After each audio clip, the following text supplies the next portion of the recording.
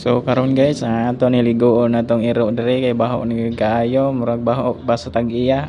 Ang kinahanglan po nato at timanon atong iro, ligoon nato kay maoro ba ni bantay sa atong balay ug naay mga daotang mga tawo maka bantay ra sa balay, makatabang ganing mga iro.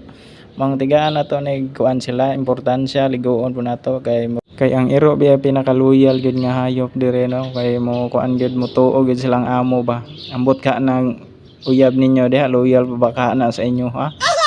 Ay sus, damay-damayon man ani mong mga uyab noon nga iro ra man atong gisgutan. Palanggaa gina ninyo yung iro kay makatabang ra na sa inyo ha. Mao gani gitawag sa English pa na dog man's best friend.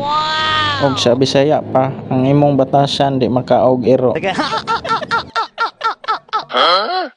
Maayo ra pod ning iro di gyud maglangas bisag bugnaw ang tubig wa gyud gitugnaw.